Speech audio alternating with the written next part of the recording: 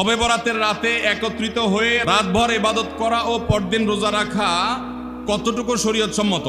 ভাইরা আমার, শবে বরাত উপলক্ষে রাতভর একত্রিত হয়ে মসজিদে ইবাদত বন্দেগী করা কোনো হাদিস দ্বারা প্রমাণিত নয়। এবং দিনের বেলা যে রোজা, এই রোজা শবে বরাত উপলক্ষে না, এটা হলো শাবান উপলক্ষে রোজা। এই রোজা হলো আইয়াম বীজ উপলক্ষে রোজা। নবী করিম সাল্লাল্লাহু আলাইহি ওয়াসাল্লাম শাবান মাসে এমনি বেশি বেশি নফল রোজা রাখতেন, সেই হিসাবে আপনিও রাখবেন। আবার আইয়াম বীজ 13, 14, 15 রোজা রাখতেন, সেই হিসাবে রাখবেন। আপনি আল্লাহর ক্ষমা, এই রাতে আল্লাহ তাআলা বান্দাকে সাধারণ ক্ষমা ঘোষণা করেন, হিংসুক ছাড়া, মুশরিক ছাড়া। এই রাতের এই ফজিলত পাওয়ার জন্য আপনি চেষ্টা করলে সেটা ভালো, আল্লাহর কাছে ক্ষমা লাভের চেষ্টা করবেন, কিন্তু বেদাতি কোনো পন্থায় না। অনেকে বলে যে এত রাকাত নামাজ, অমুকটা অত সূরা এত রাকাতে পড়তে হবে, এগুলা মন গড়া কথাবার্তা, এগুলার কোনো ভিত্তি কোরআন হাদিসে নাই। আবার অনেকে মনে করে হালুয়া রুটি খাইতে হবে, আতশবাজি করতে হবে, আলোকসজ্জা করতে হবে, শবে বরাতকে কেন্দ্র করে যা হয় তার বেশিরভাগই বেদাত এবং ভুয়া, মন গড়া ভিত্তিহীন, এগুলার কোনো অস্তিত্ব কোরআন হাদিসে পাওয়া যায়।